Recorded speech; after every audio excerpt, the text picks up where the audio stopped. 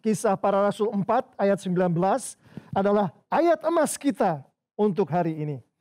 Demikianlah firman Tuhan. Tetapi Petrus dan Yohanes menjawab mereka, "Silahkan kamu putuskan sendiri. Manakah yang benar di hadapan Allah? Taat kepada kamu atau taat kepada Allah?" Demikianlah firman Tuhan. Haleluya. Amin. Saya akan memulai renungan firman Tuhan ini dengan sedikit bercerita tentang pengalaman pada saat saya melayani di tempat di mana saya ditabiskan sebagai pastor di Missouri, Amerika. Di gereja kami banyak sekali orang-orang yang kalau di sana dibilang disable, difabel kalau bahasa Indonesianya ya. Ada yang di kursi roda, ada yang pakai tongkat. Pernah kami berdiskusi, jadi tim kami yang melayani berdiskusi. Ada orang yang di kursi roda karena dia mengalami kecelakaan beberapa hari sebelumnya. Dibawa ke dokter, diobati di rumah sakit, kemudian bisa berjalan kembali. Ada yang mengalami disability itu karena pernah sakit, di mana sakitnya itu mempengaruhi kakinya sehingga dia tidak bisa berjalan. Diobati, ada fisioterapi dan segala macam. Berbulan-bulan kemudian dia bisa berjalan kembali. Hari ini kita akan melihat keajaiban yang luar biasa, di mana ada seseorang yang mengalami kelumpuhan sejak lahir. Artinya dia lahir lumpuh. Kalau orang yang kecelakaan terus lumpuh bisa disembuhkan kembali. Orang yang mengalami sakit terus lumpuh bisa disembuhkan kembali. Tapi kalau orang yang lahir lumpuh, maka kemungkinan untuk disembuhkan menurut ilmu kedokteran, karena ada juga jemaat di ministry disable kita yang ada di Missouri sana, yang mengalami hal itu, tidak bisa disembuhkan. Karena sejak lahir. Jadi Petrus dan Yohanes pada hari di mana mereka beribadah dan orang-orang beribadah memasuki bait Allah. Saat dia akan memasuki bait Allah, ada orang yang semacam ini. Lumpuh sejak lahir dan sudah bertahun-tahun mengalami kelumpuhan ini. Jadi pada saat Petrus dan Yohanes akan masuk, si orang lumpuh ini yang meminta-minta di gerbang bait Allah itu berkata kepada Petrus dan Yohanes, maunya minta sedekah. Tapi apa yang dikatakan oleh Petrus kepada si orang lumpuh ini yang akan kita dengarkan intinya akan memulai renungan kita pada hari ini. Kisah Para Rasul 3 ayat 6. Tetapi Petrus berkata, "Emas dan perak tidak ada padaku. Tetapi apa yang kupunyai kuberikan kepadamu. Demi nama Yesus Kristus orang Nazaret itu berjalanlah." Orang lumpuh ini kemudian dituntun tangannya oleh Petrus, diajak berdiri dan dia berjalan. Mujizat yang luar biasa yang tidak bisa dipungkiri bahwa hanya Tuhan yang bisa melakukan mujizat yang seperti itu. Dan apa yang terjadi terhadap orang lumpuh ini, dia bukannya kemudian menyendiri, bersembunyi karena dia baru saja bisa berjalan lagi. Jadi melatih dulu berjalan segala macam, menghindari orang banyak, takut. Bukan seperti itu yang terjadi. Si orang lumpuh yang sudah disembuhkan ini melompat-lompat dengan gembira, bernyanyi-nyanyi, memuji Allah atas mujizat itu. Dan kemanapun Petrus dan Yohanes pergi, diikuti. Sehingga kemudian sampai di suatu serambi yang namanya Serambi Salomo, Petrus mulai menyampaikan firman Tuhan. Dan dia berkata-kata mengenai mujizat Tuhan, mengenai kehebatan Tuhan, Tuhan Yesus yang dimaksud di sini. Kemudian di salah satu khotbah itu, Petrus mengatakan, demikianlah dia sedang berbicara tentang Tuhan Yesus, Petrus di sini, pemimpin kepada hidup, Tuhan Yesus yang dimaksud, telah kamu bunuh. Petrus menegur itu orang-orang yang berkumpul di Serambi Salomo sedang mendengarkan dia. Orang banyak itu, Bapak Ibu Saudara-saudari yang sangat dikasihi Tuhan Yesus. Tetapi Allah telah membangkitkan dia Yesus yang dimaksud, dari antara orang mati, dan tentang hal itu kami, yang dimaksud adalah Petrus dan Yohanes, adalah saksi dari kebangkitan Yesus atas kekuatan Allah. Dan dilanjutkan lagi khotbah ini, dan karena kepercayaan dalam nama Yesus, maka nama itu telah menguatkan orang yang kamu lihat dan kamu kenal ini. Dan kepercayaan itu telah memberi kesembuhan kepada orang ini yang kamu tadi lihat dia lompat-lompat dan bernyanyi-nyanyi itu di depan kita semua. Itu mujizat yang luar biasa dari Tuhan. Dilanjutkan di ayat 19. Karena itu sadarlah dan bertobatlah supaya dosamu dihapuskan. Oh, ini khotbah yang luar biasa. Ini kesaksian tentang Tuhan Yesus yang luar biasa. Yang lengkap disampaikan oleh Petrus di depan semua orang. Bukan sembunyi-sembunyi, tidak ragu-ragu di dalam menyampaikannya. Dengan keyakinan penuh, dengan keberanian yang luar biasa di dalam menyampaikannya, keluarlah kata-kata itu dari mulut Petrus. Kita ketahui dari Alkitab bahwa yang membuat kata-kata itu keluar dari mulut Petrus, kata-kata itu sendiri adalah Roh Kudus yang berada di belakangnya. Nah, dari situlah kita masuk ke renungan kita pada hari ini, yaitu dari Kisah Para Rasul pasal yang keempat. Saya akan memulai dari ayat yang kedua. Di situ orang-orang yang dimaksud orang-orang ini adalah pejabat-pejabat rumah Tuhan, pejabat-pejabat agama. Bahkan di situ ada pemimpin daripada bait Allah, pengawal bait Allah yang datang.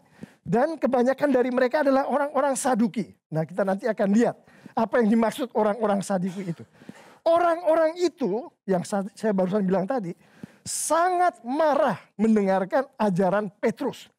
Dia marah, saya akan bacakan ayat 2. Orang-orang itu sangat marah karena mereka, yaitu Petrus dan Yohanes, mengajar orang banyak dan memberitakan bahwa dalam Yesus ada kebangkitan dari antara orang mati. Bapak ibu saudara-saudari yang sangat dikasihi Tuhan Yesus. Orang-orang Saduki yang adalah pemimpin-pemimpin agama yang tinggi pada saat itu. Nanti kita akan melihat ada yang namanya majelis agama. Mereka tidak percaya pada kebangkitan orang mati. Mereka tidak percaya pada malaikat-malaikat. Pokoknya mereka tidak percaya itu. Dan karena mereka adalah yang menguasai Sanhedrin pada saat itu. Sanhedrin adalah majelis agama orang-orang Yahudi pada saat itu. Maka ajaran dari Petrus dan Yohanes ini dianggap menghina mereka, melecehkan mereka. Dianggap itu mengganggu kedaulatan mereka. Orang-orang Saduki ini yang ada di Sanhedrin. Nah, jadi karena itu pada saat si Petrus tadi diserambi Salomo tadi, dibawalah dia ke orang-orang ini, tapi sebelum masuk ke dalam Sanhedrin, malam harinya mereka ditahan dulu di dalam penjara. Keesokan harinya barulah mereka datang ke Sanhedrin. Nah, Sanhedrin ada di layar kita semua, kita bisa melihat. Di situ adalah semacam ruangan bagus, besar. Dan di dalam ruangan ini duduklah para anggota majelis agama, anggota Sanhedrin itu. Terdiri dari macam-macam pejabat-pejabat, orang-orang penting di dalam masyarakat Yahudi pada saat itu. Dan banyak dari mereka yang adalah orang-orang Saduki tadi.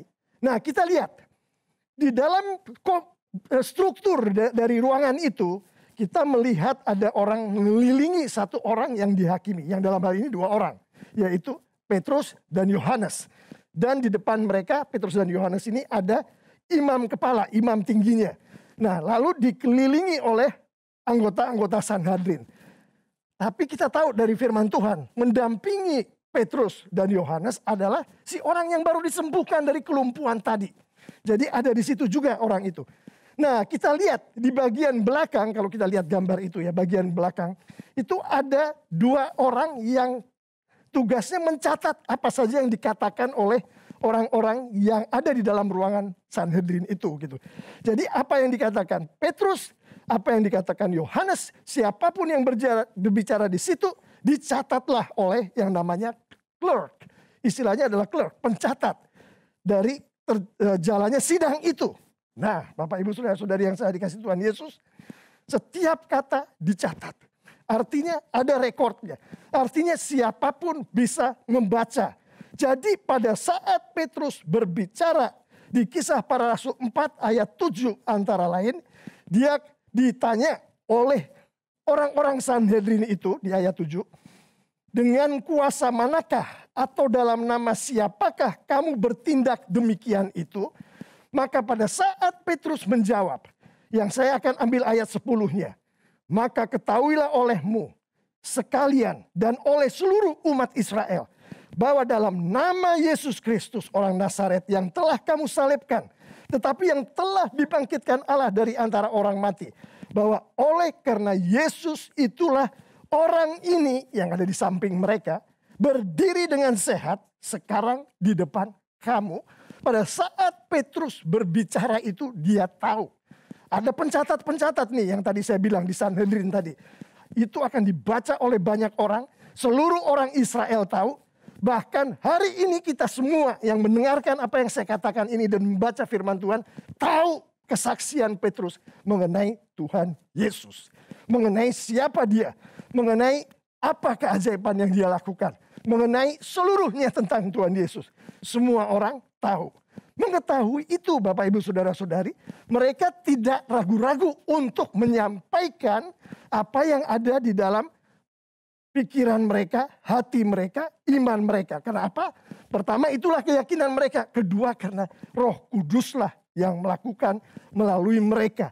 Dan mereka menutup itu, salah satu penutupan dari kesaksian mereka di depan Sanhedrin, ayat 12. Dan keselamatan tidak ada di dalam siapapun juga selain di dalam Dia, di dalam Yesus Kristus. Sebab di bawah kolong langit ini tidak ada nama lain yang diberikan kepada manusia yang olehnya kita dapat diselamatkan. Amin. Itu kesaksian yang luar biasa Bapak Ibu Saudara-saudari yang sangat dikasihi oleh Tuhan Yesus. Dengan kata lain dia katakan kepada orang-orang Saduki yang ada di sana, apa yang kamu percaya? Dengan kata lain dia katakan kepada orang-orang Farisi yang mungkin tidak ada di ruangan itu. Tapi karena clerk yang tadi, pencatat tadi, mereka akan mengetahui apa yang terjadi di dalam ruangan itu. Dia katakan kepada orang-orang Farisi. Dia katakan kepada orang-orang lain yang ada di luar ruangan itu. Karena clerk mereka bisa ketahui. Maka kalau kamu percaya di luar Tuhan Yesus, ada keselamatan. Maka kamu semua salah. Itu yang dia katakan. Meskipun tidak tertulis di dalam Alkitab. Nah Bapak Ibu Saudara-saudari yang sangat dikasihi Tuhan Yesus. Itu penting sekali kita mendapatkan intisari dari sebetulnya apa yang disampaikan firman Tuhan ini. Karena kebanyakan orang di dalam kehidupan orang-orang yang saya maksud adalah anak Tuhan Yesus nih. Percaya pada Tuhan nih. Dibaptiskan nih. Datang ke gereja nih. Aktif di dalam sekolah minggu. Aktif di dalam pelayanan. Tapi mereka tidak percaya sedalam dan sekuat seperti apa yang dikatakan oleh Petrus ini. Yang hari ini diingatkan bahkan pada saat itu pun mereka bersaksi kepada seluruh dunia. Melalui clerk tadi yang ada di Sanhedrin. Dialah Tuhan.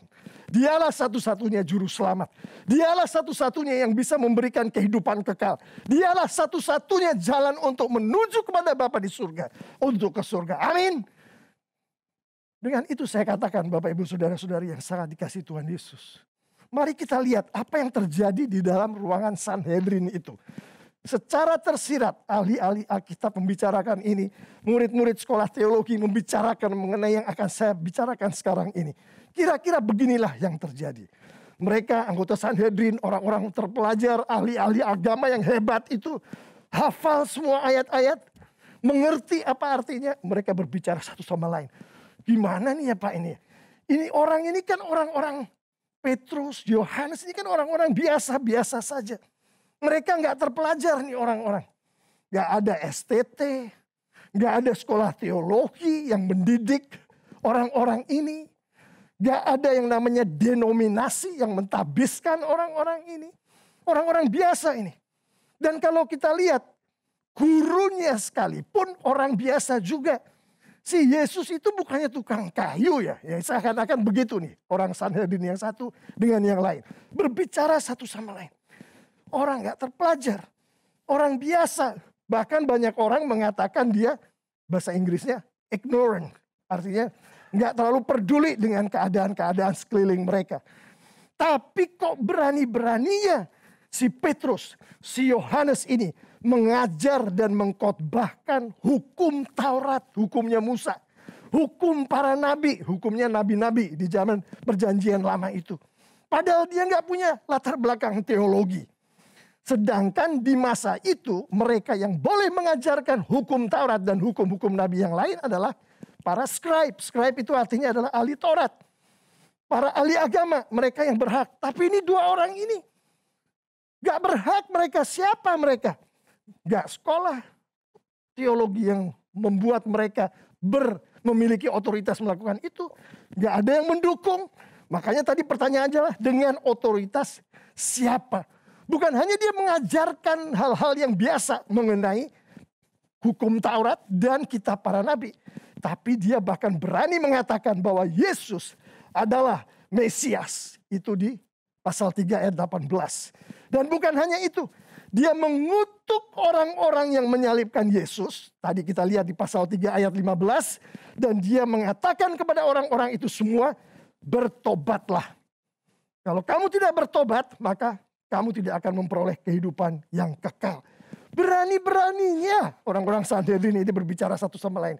Dua orang ini melakukan semua itu. Siapa sih mereka? Kan seperti itu. Kira-kira apa yang dibicarakan oleh orang-orang Sanhedrin.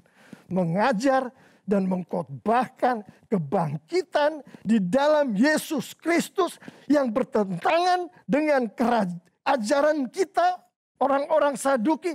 Itu pelecehan agama itu. Penistaan agama. Siapa dua orang ini berani melakukan hal seperti itu? Nah, kira-kira seperti itulah pembicaraan yang terjadi di dalam Sanhedrin. Pada saat dia suruh dua orang itu keluar ruangan. Mereka berembuk lah. Salah satu yang dibicarakan kira-kira seperti itu. Di ayat yang ke-18 disuruhlah masuk nih kedua orang tadi. Rembukannya udah selesai. Dan setelah disuruh masuk, mereka diperintahkan antara lain di dalam pembicaraannya. Supaya mereka, Petrus, Yohanes, sama sekali jangan berbicara atau mengajar lagi di dalam nama Yesus. Dilarang mereka melakukan itu. Tapi kita lihat bagaimana Roh Kudus bekerja di dalam hamba-hambanya ini. Di ayat 19 yang tadi adalah ayat emas kita. Petrus dan Yohanes menjawab orang-orang Sanhedrin tadi.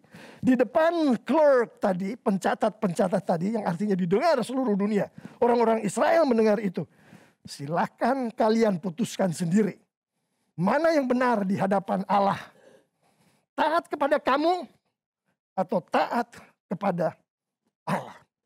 Kita tahu bahwa Petrus, Yohanes, dan semua murid-murid Tuhan Yesus taat pada Allah. Amin. Demikianlah renungan kita pada hari ini. Bapak, Ibu, Saudara-saudari yang sangat dikasihi Tuhan Yesus. Mari kita tutup dengan beberapa penerapan. Apa sih kira-kira yang Tuhan ingin sampaikan kepada kita, anak-anaknya, dari renungan ini? Kalau kita baca ayat demi ayat, setiap ayat ada penerapannya. Setiap orang akan membaca ayat-ayat ini atau mendengarkan firman Tuhan ini. Dan Tuhan, Roh Kudus, melalui Roh Kudus, berbicara secara spesifik untuk orang-orang itu akan penerapan-penerapannya. Tapi untuk kita semua, tujuan bersama kita, saya akan melihatnya dari beberapa aspek. Pertama adalah dari ayat 20. Di situ dikatakan, ayat 20, Kisah Para Rasul pasal 4. Sebab tidak mungkin bagi kami untuk tidak berkata-kata tentang apa yang telah kami lihat dan yang telah kami dengar. Kata berkata-kata di sini penafsirannya antara lain, Bapak, Ibu, Saudara-saudari yang sangat dikasihi Tuhan Yesus, bisa dalam bentuk bersaksi. Nah, bersaksi ini bisa seperti Petrus tadi ya, di depan orang banyak. Atau bersaksi ini one on one, satu dengan satu. Bisa juga dalam bentuk bercerita. Nah, bercerita ini bentuknya bisa kita bercerita kepada anak kita yang mungkin masih kecil. Seorang guru sekolah minggu bercerita kepada murid-muridnya di sekolah minggu. Ini masuk dalam kata berkata-kata di dalam ayat ini. Bisa dalam bentuk mengajar. Entah kita mengajar di sekolah minggu, Entah kita mengajar anak kita, istri kita di dalam altar keluarga, itu termasuk di dalam berkata-kata ini. Bisa juga memberikan pembinaan atau konseling. Ini termasuk di dalam berkata-kata ini. Atau bisa seperti yang dilakukan Petrus, yaitu berkhotbah, menyampaikan firman Tuhan. Seperti yang sekarang terjadi saat ini. Itu termasuk di dalam berkata-kata. Nah, apa yang diutarakan di dalam berkata-kata itu? Di situ dikatakan di ayat tadi, yang telah kami lihat dan yang telah kami dengar. Satu hal yang dimaksud oleh itu, Bapak Ibu Saudara-saudari yang dikasihi Tuhan Yesus, yaitu Yesus Kristus, anak tunggal Sang Bapa di surga. Itulah yang mereka lihat, itulah yang mereka dengar, itulah yang mereka kata-katakan, itulah yang mereka sampaikan saat mereka bersaksi, bercerita, mengajar, memberikan pembinaan, berkhotbah. Yesus Kristus, tidak ada yang lain. Pembicaraannya bentuknya seperti apa Pak Pendeta? Nah, kita tahu dari Alkitab konteksnya bahwa berbicara tentang Yesus Kristus, murid-muridnya hari ini termasuk kita loh Bapak Ibu Saudara-saudari. Betul ayah, betul ibu, betul kakak, termasuk kita semua hari ini. Yang dibicarakan adalah mujizat-mujizat yang dilakukan oleh Tuhan Yesus. Yang dibicarakan adalah ajaran-ajaran yang disampaikan oleh Tuhan Yesus. Termasuk kasih.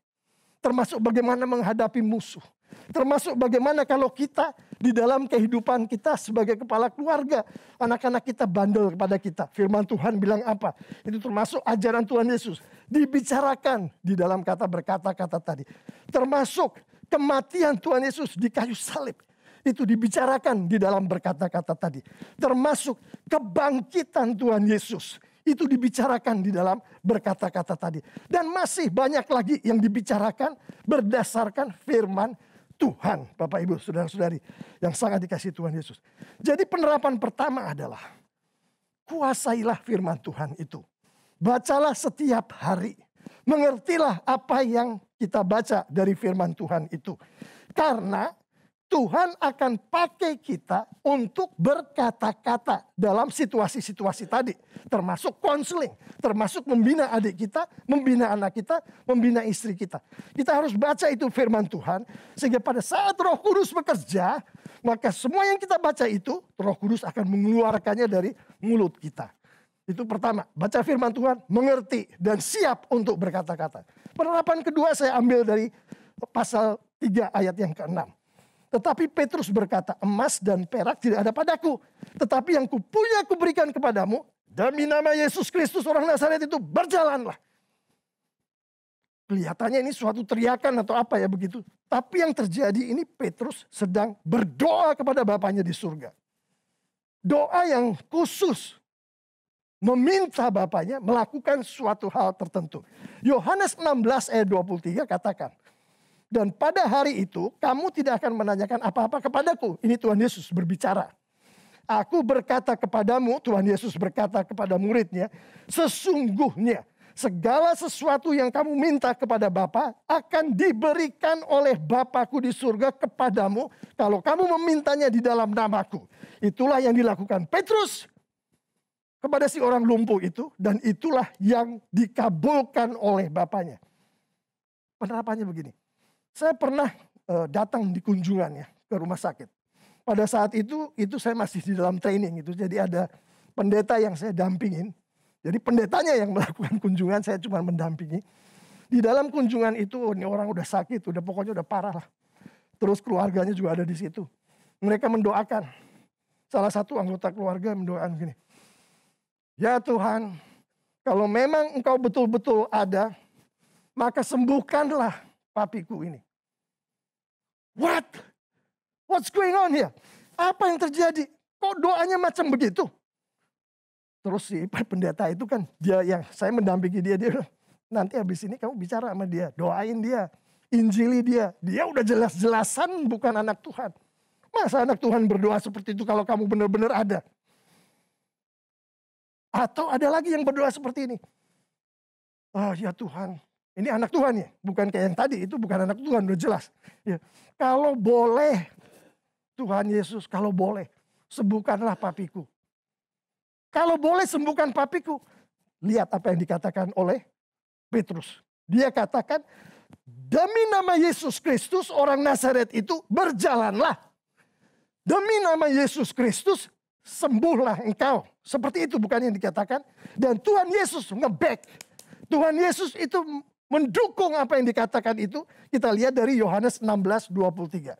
Penerapan kedua adalah di dalam kita berdoa, Bapak Ibu Saudara-saudari yang sangat dikasihi Tuhan Yesus. Berdoalah seperti apa yang Tuhan mau katakan, sebagaimana murid-murid Tuhan katakan seperti di firman Tuhan, di Injil. Kalau Tuhan katakan di dalam namaku mintalah apapun, maka aku, Bapakku akan memberikannya kepadamu, lakukanlah itu. Gak usah ditambahin perasaan kita sendiri. Gak usah ditambahin bagaimana kita akan membuat ini kelihatan sopan supaya Tuhan merasa lebih terhormat. Atau membuat ini kelihatan lebih mulus di dalam penyampaiannya sehingga orang-orang lain yang mendengarkan itu merasa nyaman mendengarkannya. Bukan itu. Engkau katakan imanmu dan katakan demi nama Yesus Kristus dengan keyakinan penuh. Begitulah cara kita berdoa. Sebagaimana disampaikan oleh Tuhan di Yohanes 16:23 dan dilakukan oleh Petrus dan banyak lagi anak-anak Tuhan di dalam Injil. Selanjutnya kita tahu Sanhedrin tadi. Di depan Sanhedrin siapapun juga, bagaimanapun pinternya orang itu, entah gelarnya apa, kejabatannya apa, berdiri di depan banyak orang, ada yang nyatet lagi, terus ada si hakim agungnya lagi di depan. Itu sangat mengintimidasi. Sehebat apapun orang itu akan gemetar, akan gentar. Tapi kita lihat yang terjadi pada Petrus dan Yohanes. Dia padahal nggak punya STT loh.